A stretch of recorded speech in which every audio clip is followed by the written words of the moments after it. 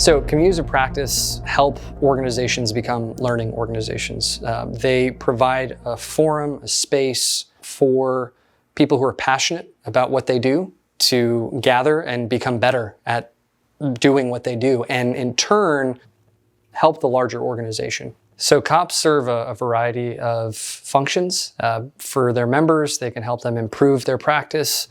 COPs are a great place to share problems, share successes, share resources, bounce ideas off of people. They're excellent ways for organizations to become learning organizations.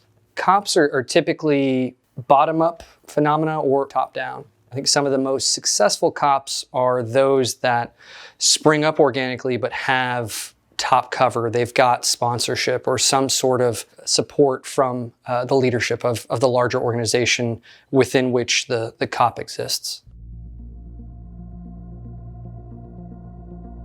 Communities of practice consist of volunteers, people who want to be part of the organization. There's a lot of peer-to-peer learning going on. There's a lot of sharing of resources. There is a lot of back and forth. It's interactive. Communities of practice are communities. They are devoted to helping its members improve in whatever domain or knowledge area or practice that they're focused on. There is a practice aspect. So they're a doing organization. They're created in order to capitalize on an opportunity, to solve a problem, to do something.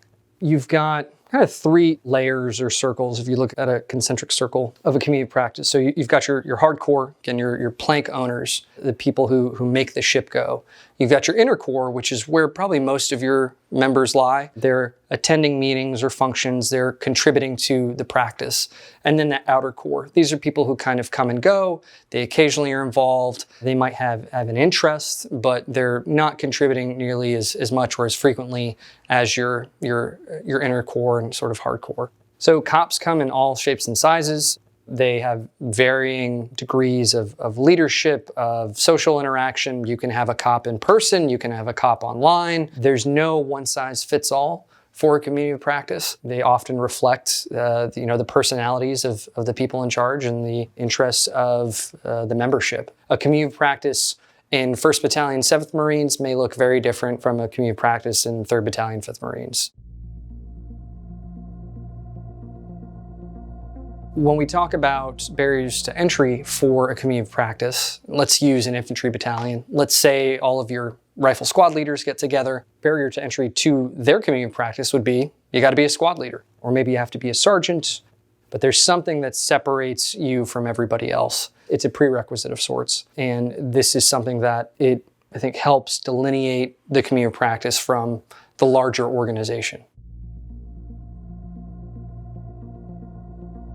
In the IIW, we introduce participants to the concept of communities of practice. We ask the participants to look for communities of practice in their professional life, in their personal life, help them kind of connect the theory to what they often already do on their own. We also look at major historical examples of successful communities of practice. We'll do that through a decision-forcing case. We might talk about some more recent examples. There's the Army had something called Company Command. The Air Force had Project Warrior in the 1980s. And we'll try to convey to the participants and get them to see just how powerful, how beneficial a community of practice can be, not only to the development of the members, but to the larger organization. We welcome participants to join the IIW Community of Practice.